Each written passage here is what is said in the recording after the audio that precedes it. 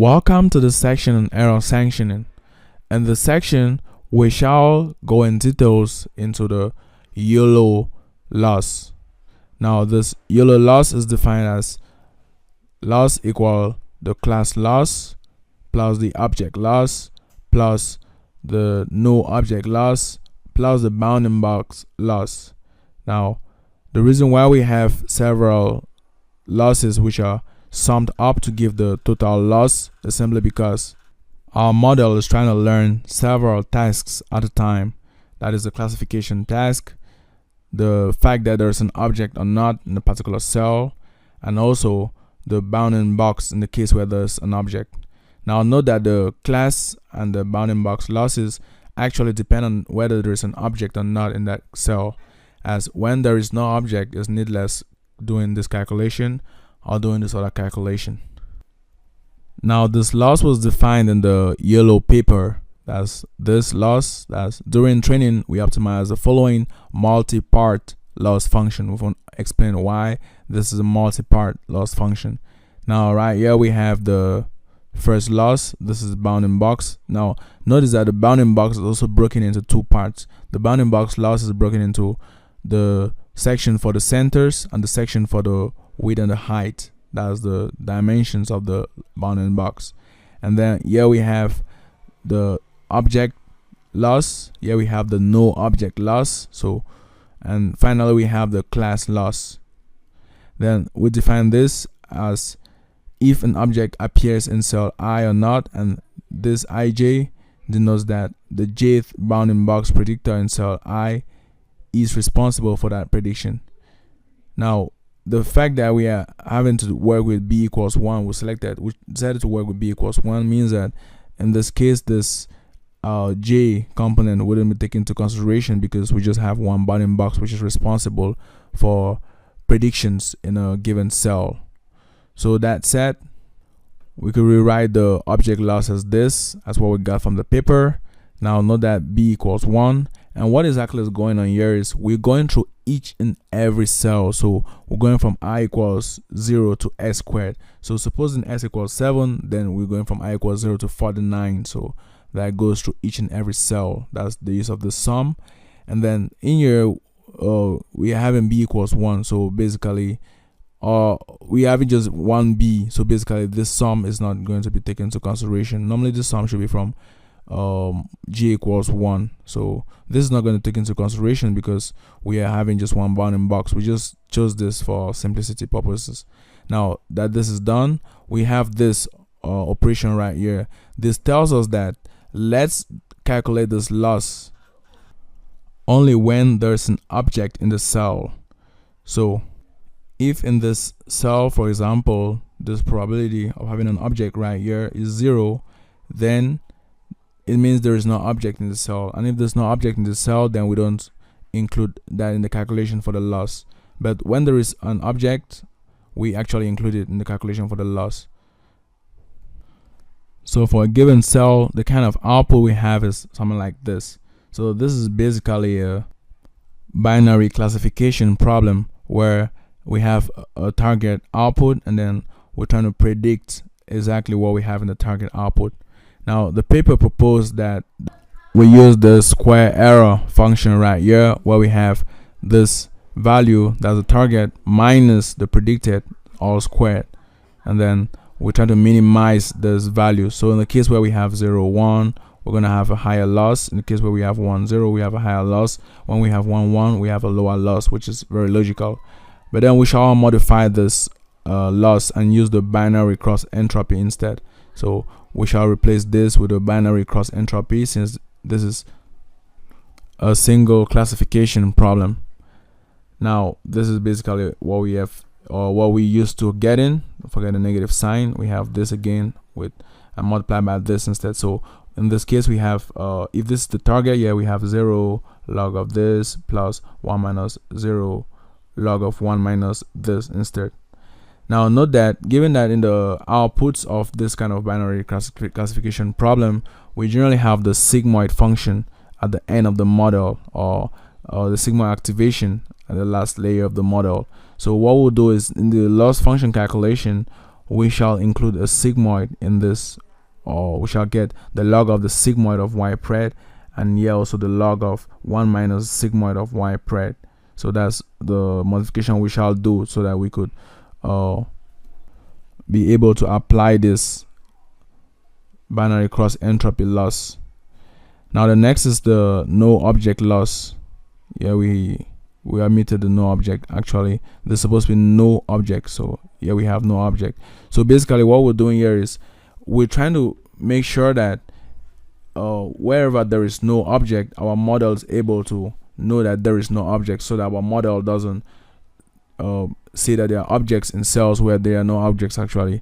So our model learns to know that there is no object in a particular cell, and that said, we are going to select only the cells where there is no object. So you see that we're going from I equals 0 to s squared, but we're picking up only the cells where there is no object. And similarly in the paper we had this loss, but we shall modify and use the binary cross entropy. And if we have this kind of output, we basically use this, and then we include the sigmoid functions. The next is the center loss. So for the center loss, we actually trying to predict the bounding boxes. So we're trying to find the differences between the bounding box predicted and then the target bounding box. Here we're going to maintain the exact loss function which was given in the paper, because as you could see, this bounding box values could range from 0 to 1. And so since we are dealing with a continuous output, as an output which can take values from 0 to 1, then we should just maintain this square error which was proposed in the paper.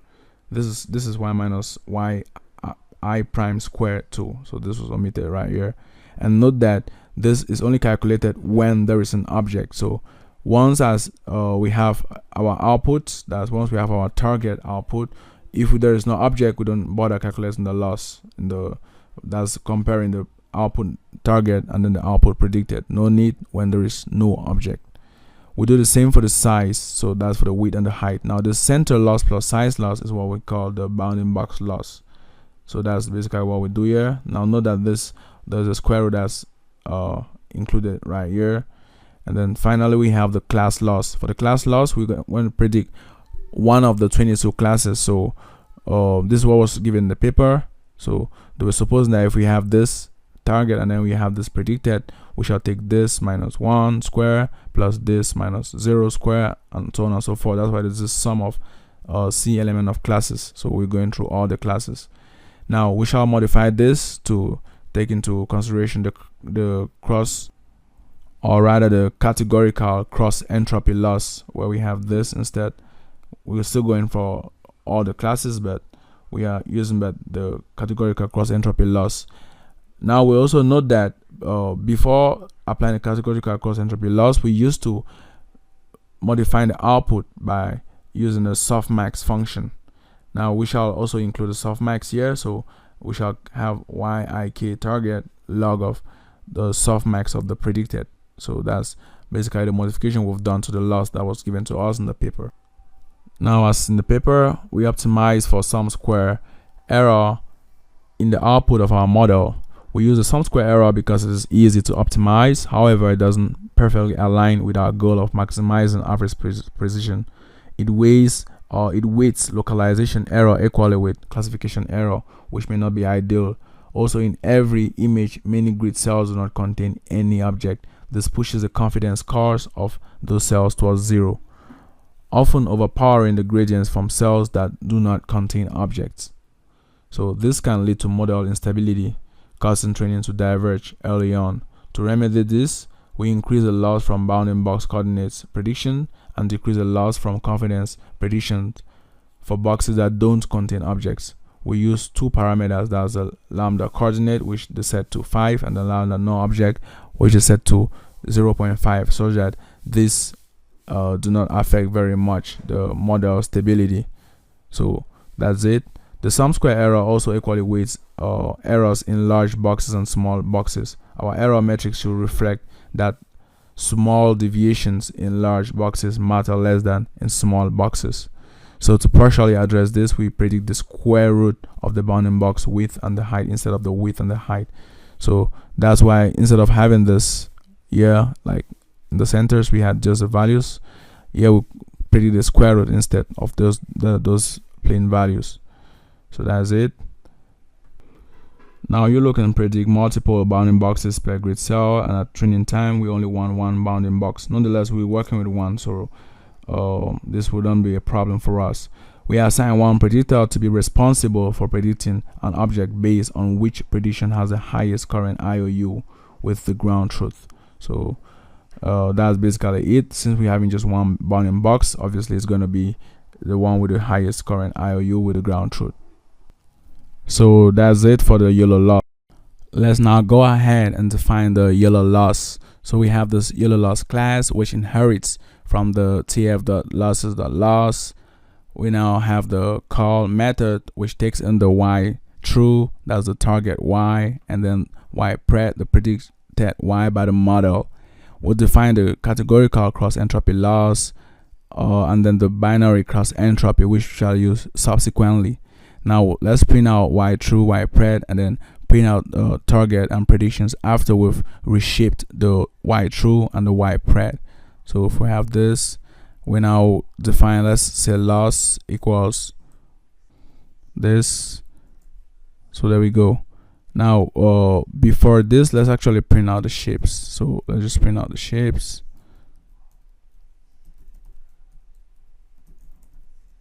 Run that, that's fine.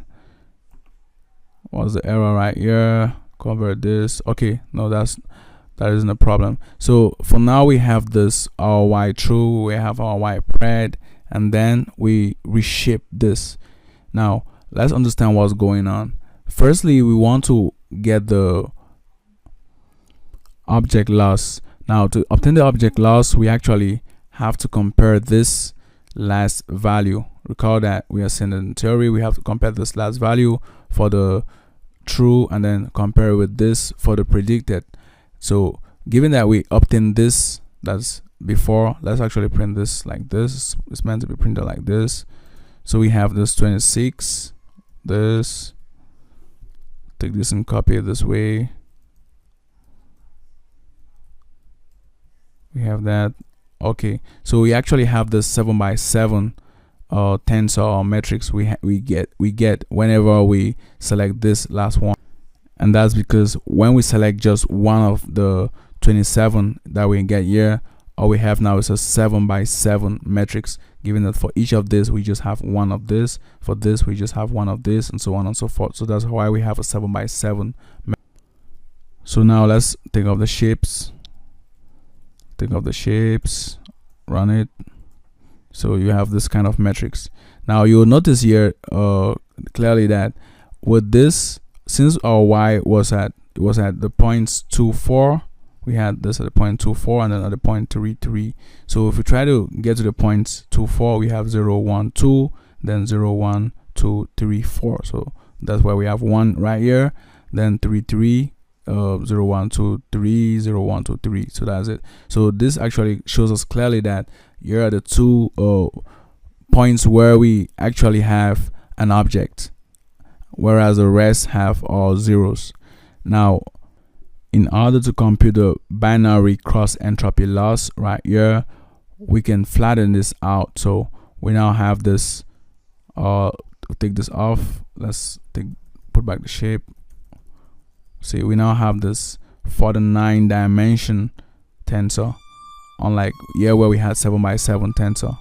Now that this is done, we could go ahead to compute the object loss. So we have that. Now we have the y pred extract. Let's try to understand what's going on right here. So actually what happens here is we're trying to locate all the positions where the target is equals 1. So obviously, as we had seen from here, we have these two positions. So we're going to locate those positions where the target equals 1. We'll take this off. The same thing. So we look at these positions where the target equals 1. We reshape that. So in this case, for example, instead of having this 49 shape, we'll now have 2, because we just have 2 positions. So we locate those positions and then we gather all the predictions which are found on those positions. So actually what's going on here is, suppose we have this, let's say we have this y, let's define this to be mp.zeros of 7 49, or rather 27. So let's have this, run this again. Okay, so we see that what goes on here is we come and locate these two positions. So with this TF the where, we locate this position and we locate this position. Now we've located the position, we actually gather the values for the prediction. So if this is the prediction right here, so this is actually the prediction because this is the true and this is the pred. So this is the prediction right here. So we now come to the prediction at the same position. So we compare this position with this position right here, and we compare this position with this position. Let's go 3 steps, 1, 2, 3. Yeah, with this position actually, and that's because we are able to gather the predictions where we have this condition.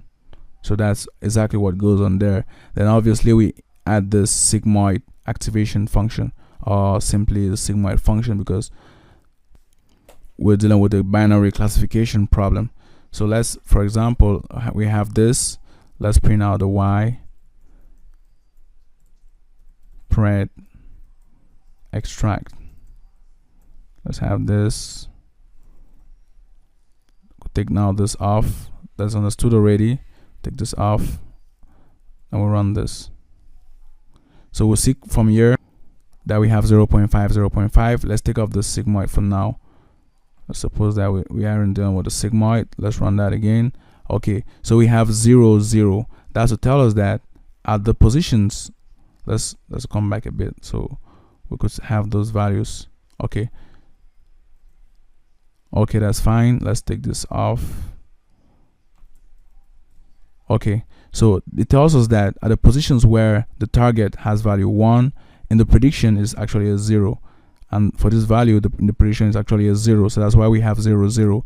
So what we'll be doing here is that we're going to be calculating the loss of or the binary cross entropy loss, where we have year 1 as input and year 0, year 1 and year 0.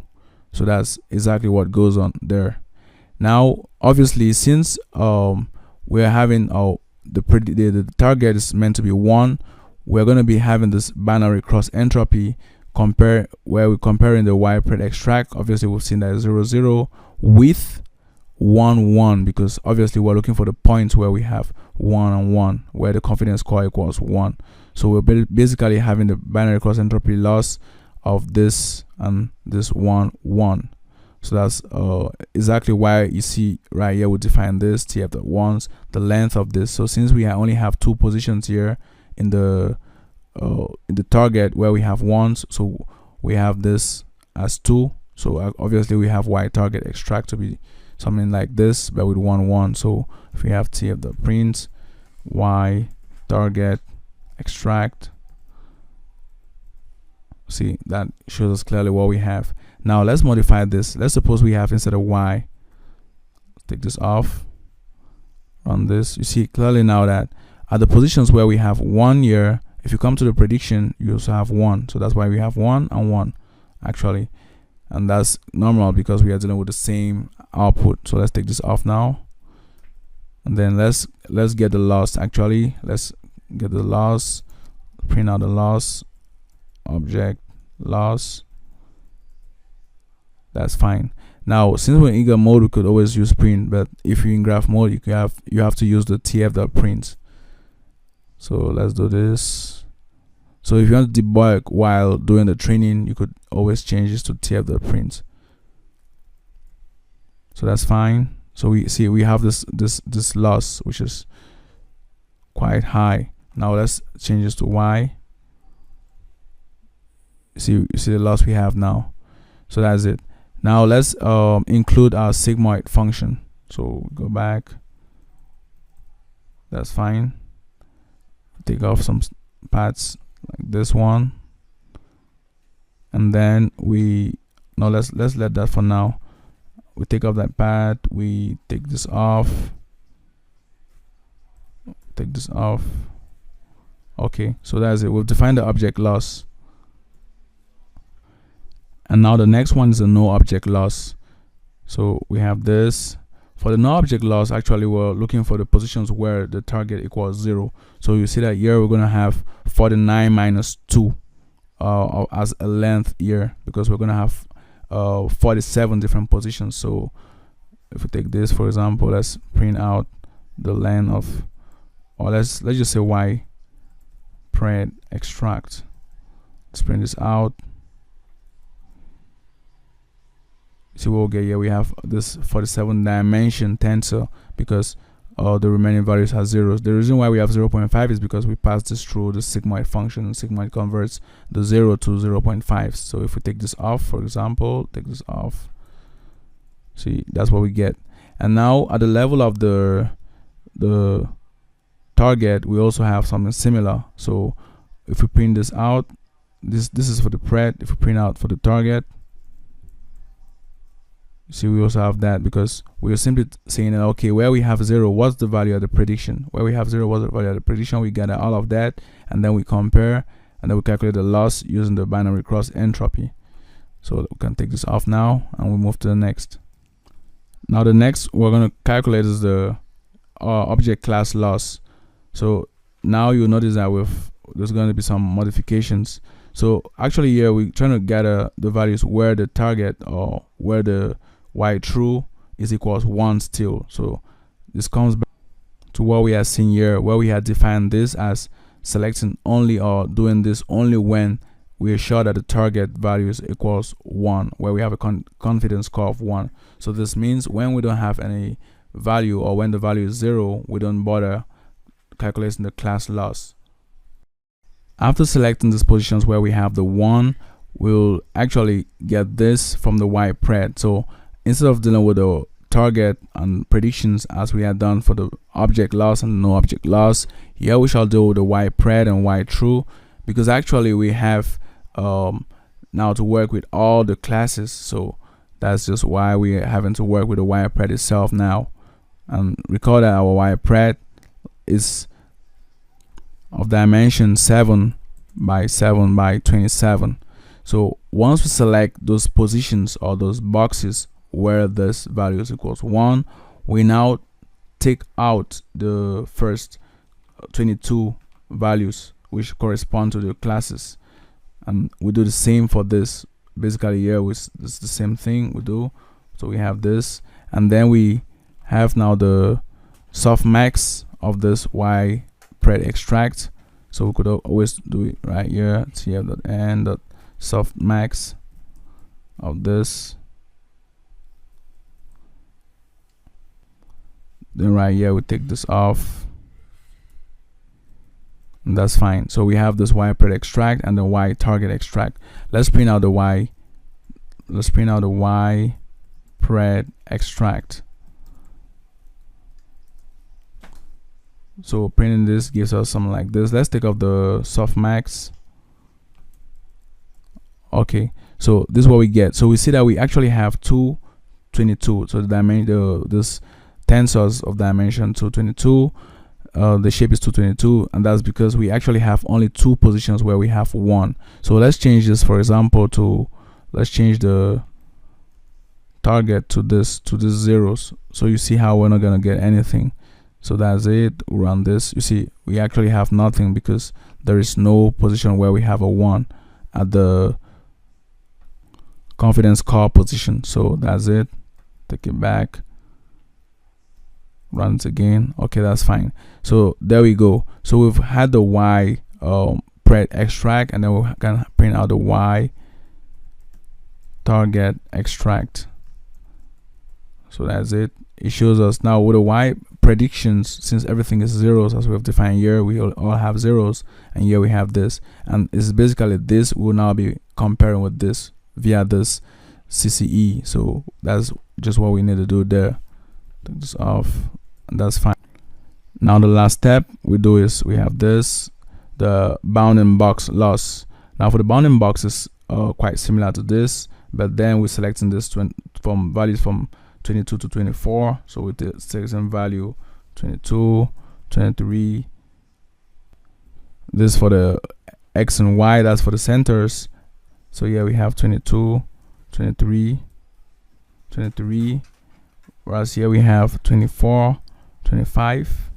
Here we have 24, 25, which is now for the width and the height. So that's it. and then we apply the mean square error, and here too we also apply the mean square error. Then we add up the two, that's the bounding center loss and the bounding side loss. We define the lambda coordinate, lambda no object, and then that's what we have. So from this now we could return the loss. So from this, let's say we have to print out the loss. Let's come back from here and take this off. Run this, run that.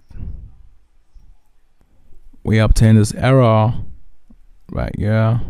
We have this error, so we just cast this. So we have TF the cast of this.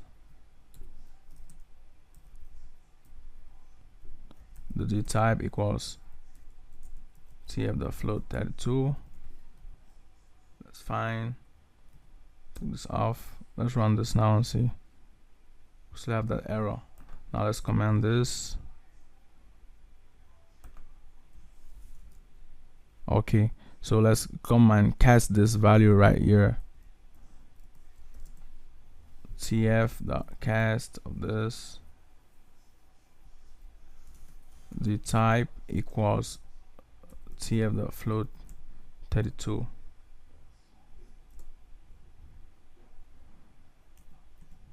Okay, now let's run it again. We have syntax error. Take this. Let's just put it back here. We have that. We'll run it now, and there we go.